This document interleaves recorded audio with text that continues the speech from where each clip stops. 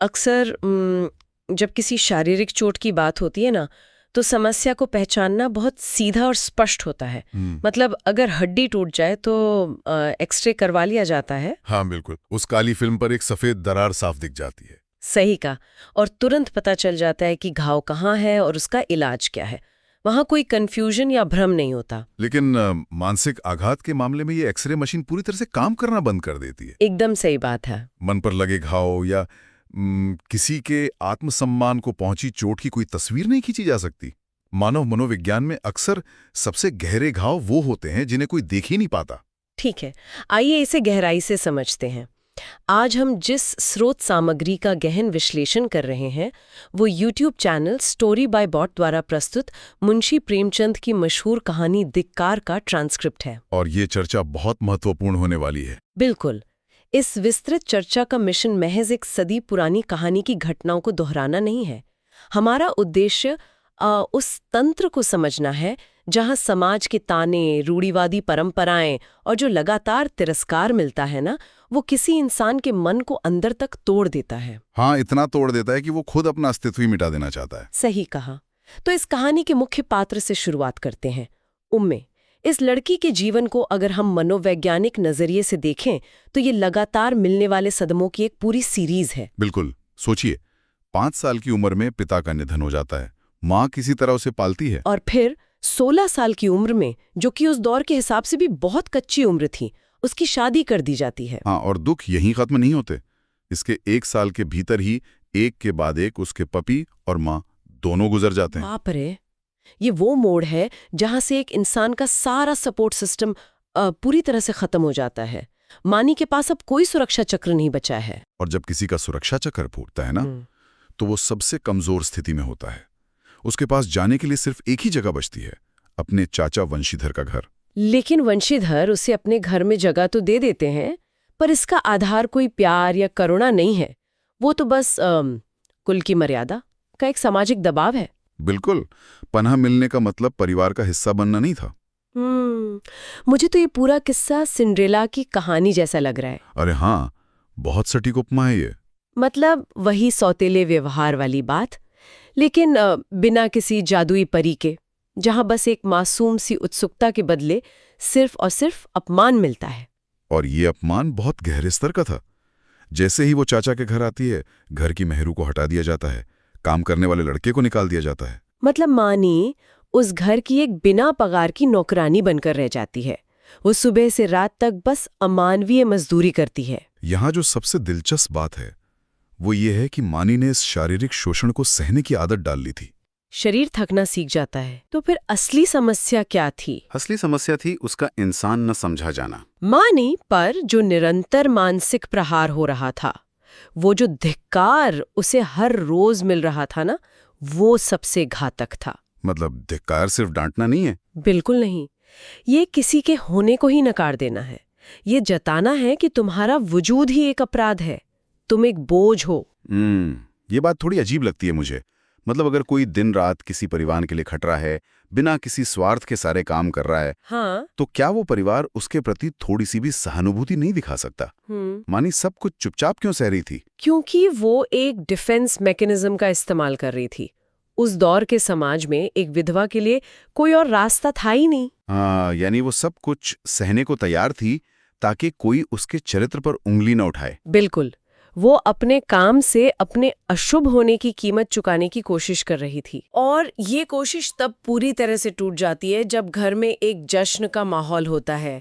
मानी कि चचेरी बहन ललिता की शादी का दिन आता है। हाँ, घर में मेहमानों से भरा है, गहनों की झंकार है। आधी रात को ललिता को दुल्हन के गहने पहनाए जा रहे हैं और मानी जो फटे पुराने कपड़ों में है, उसके मन में बस एक स्वाभाविक सी उत्सुकता जगती है कि वो अपनी बहन को सजे हुए देख ले। बहुत ही मासूम सी इच्छा थी। बिल्कुल।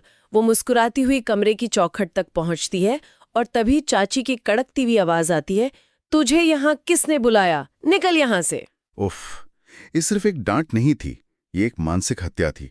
इस एक वाक्य ने मानी को याद दिलाया कि वो कभी इस परिवार का हिस्सा नहीं बन सकती। इसी को असली धिक्कार कहते हैं। इसका असर इतना गहरा होता है कि मानी का बचा खुचा आत्मसम्मान पूरी तरह टूट जाता है।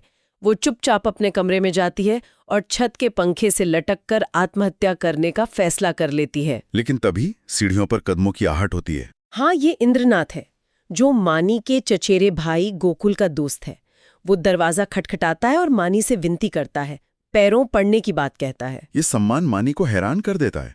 वो दरवाजा खोल देती है और इंद्रनाथ अंदर आकर तुरंत रस्सी काट देता है। इंद्रनाथ का वो रस्सी काटना महज एक शारीरिक बचाव नहीं था, वो मानी को उस धिक्कार के अंधेरे से बाहर खींचने का पहला कदम था। लेकिन एक मिनट रुकिए, मुझे यहाँ एक बात बहुत अजीब लगी। गोकुल तो वहां आता है और सीधे इंद्रनाथ पर विश्वासघात का आरोप लगा देता है। हाँ, गोकुल को कुछ गलतफहमी हो जाती है। और फिर इंद्रनाथ उसे समझाता है कि वो विधवा विवाह का अंधा समर्थक नहीं है और पतिव्रत धर्म को भी मानता है। फिर वो मानी से ही विवाह क्यों करना चाहता है? क्या ये एक विरोधाभास नहीं है? अगर हम इसे व्यापक संदर्भ में देखें तो ये इंद्रनाथ की बहुत ही क्रांतिकारी सोच है। वो कैसे?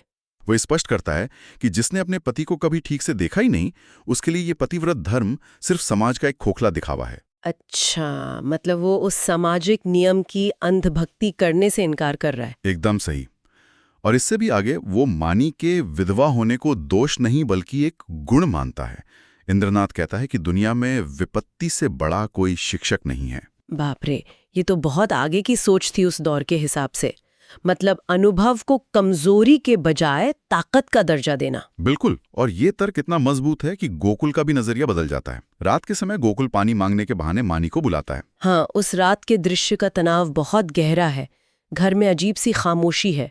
मानी डरी हुई है कि कोई आ गया तो घर में लोटा थाली भी नहीं बचेगी। और इस पर गोकुल का जो जवाब है वो इस भारी माहौल में भी एक तीखा हास्य लेकर आता है। हाँ, वो कहता है, मैं तुम्हारी जगह होता तो चोरों से मिलके खुद चोरी करवा देता। ये महज एक मजाक नहीं था, ये कहानी का एक बहुत बड़ा टर्निंग पॉइंट है। मतलब गोकुल के अंदर आ रहा है बदलाव की आहट। बिल्कुल। जो गोकुल अब तक अपनी माँ से डरता था, वो सही का साथ देने के लिए खड़ा हो जाता है। वो मानी के सामने इंद्रनाथ का प्रस्ताव रखता है और मानी संकोच के साथ हाँ कह देती है। पर क्या वो सच में एक रोमांटिक हाँ थी या बस उस नरक से बाहर निकलने की छटपटाहट? गहरे आघात में अक्सर बचाव और प्रेम के बीच का फर्क धुंधला हो जाता है, लेकिन इस हाँ का सबसे बड़ा असर गोकुल पर पड़ता है। हाँ, अगली शाम जब वो अपनी माँ से कहता है कि मानी को इंद्रनाथ के घर भेजना है तो माँ अपशब्द कहने लगती है। और तब गोकुल पूरी तरह बागी हो जाता है। वो अपनी माँ से कहता है, तुम्हारा मुंह देखना भी पाप है, और अपना घर छोड़कर चला जाता है। ये बहुत बड़ा कदम था। इसके बाद मानी इंद्रनाथ के घर पहुंच जाती है और इंद्रनाथ नौकरी के लिए बंबई चला जाता है। लेकिन तभी चाचा वंशीधर पागलों की तरह गोकुल को खोज रहे होते हैं और अपना सारा गुस्सा किस पर उतारते हैं? मानी पर। ये एक बहुत ही क्लासिक स्केपगोटिंग का उदाहरण है। अपनी गलतियों का ठीकरा उस पर फोड़ना जो सबसे कमजोर है। बिल्कुल। और ये बात तब अपने सबसे क्रूर रूप में सामने आती है जब स्टेशन पर वंशीधर और मानी का आमना सामना होता है। यहाँ कहानी एक बहुत ही रोचक और दर्दनाक मोड़ लेती है। स्टेशन पर भारी भीड़ है। मानी अपनी होने वाली सास के साथ बंबई मेल में सफर करने वाली है। वो खिड़की से चाचा को देखकर सम्मानपूर्वक उनके चरण छूने के लिए झुकती है, लेकिन वंशीधर ऐसे पीछे हटते हैं जैसे किसी अछूत ने छू लिया हो और स्टेशन की उस भीड़ के सामने वे क्रूर शब्द कहते हैं, तूने मेरे कुल का नाश कर दिया, हमारी छाती पर मूंग दलने आ गई। ये सीधे आत्मा पर किया गया वार था। एक पल में मानी की सारी नई उम्मीदें ढह गईं। शब्द कैसे हथियार बन सकते हैं, ये उसका सबसे बड़ा उदाहरण है। लेकिन मानी वहां पूरी तरह चुप रही। उसने एक शब्द नहीं कहा। और उसका ये सन्नाटा किसी भी चीख से ज्यादा डरावना है। वो इसलिए चुप नहीं रही क्योंकि वो डर गई थी। तो फिर क्यों? वो इसलिए शांत हो गई क्योंकि उसके अंदर का आत्मसम्मान हमेशा के लिए मर गया था। उसे लगा कि वो सच में कलंक है। यही वो जहर है जो समाज भरता है। ट्रेन चल पड़ती है, रात गहराने लगती है, सास सो जाती है, तब मानी बहुत ही शांत भाव से अपना ट्रंक खोलती है। वो सारे गहने वापस रख देती है और इंद्रनाथ की तस्वीर को देखकर कहती है, मैं तुम्हें बदनाम नहीं करूंगी। तुम देवता हो, तुमने मुझ पर दया की, लेकिन मैं तुम्हें कलंकित नहीं कर सकती। और फिर ट्रेन से गायब हो जाती है। ये एक बहुत ही महत्वपूर्ण सवाल खड़ा करता है। क्या मानी का ये कदम कायरता था? मुझे तो ये कायरता नहीं लगती। बिल्कुल नहीं। ये इंद्रनाथ के प्रति उसका सम्मान था। वो नहीं चाहती थी कि उसके कलंकित अस्तित्व की वजह से इंद्रनाथ जैसे महान पुरुष पर कोई आँच आए। मतलब वो उस इंसान को बचाने के लिए अपनी जान दे रही है जो सिर्फ उसे ही बचाना चाहता था। कितनी बड़ी विडंबना है ये। हाँ, सुबह जब सांस की नींद खुलती है तो वो घबरा जाती है। खतरे की जंजीर खींची जाती है, रात के अंधेरे में पटरियों के किनारे खोजबीन होती है। और सास का वो मार्मिक विलाप, अभी तो उसकी चुंदरी भी नहीं मैली हुई थी। बहुत ही दिल चीर देने वाला दृश्य है ये, और इसका असली प्रभाव कहानी के आखिरी हिस्से में दिखता है। जब रविवार की शाम इंद्रनाथ अपने दोस्तों के साथ छत पर हंसी मजाक कर रहे, दोस्त चिढ़ा रहे हैं कि शादी के बाद सिनेमा देखना और ताश खेलना बंद हो जाएगा। तभी एक टेलीग्राम आता है। हाँ, जिसमें लिखा था, मानी की लाश लालपुर से 3 मील दूर मिली। सोचिए, जो इंसान एक पल पहले नए जीवन के सपने देख रहा था, उसकी पूरी दुनिया उसी एक पल में खत्म हो जाती है। इंद्रनाथ तुरंत बंबई से वापस आता है। वो वंशीधर के सामने मानी का आखिरी पत्र देता है, जिसमें लिखा था, ईश्वर आपको सुखी रखे, मेरे लिए शोक मत कीजिएगा। वंशीधर ये पढ़कर पश्चाताप में डूब जाते हैं। उनका मौन रहना ही उनकी सबसे बड़ी सजा है। तो इस सब का अर्थ क्या है?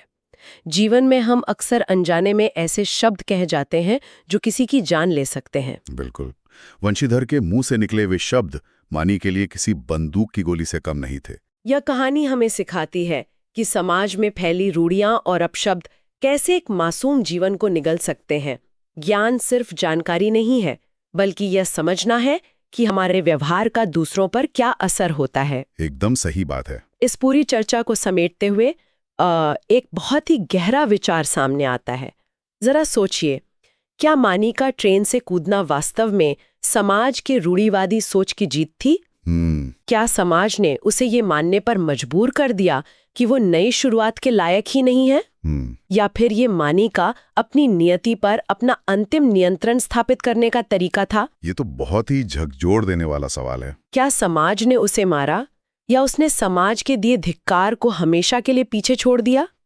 हम इस विचार के साथ अपनी आज की इस विस्तृत चर्चा को यहीं विराम देते हैं। सोचने और साथ जुड़ने के लिए धन्यवाद।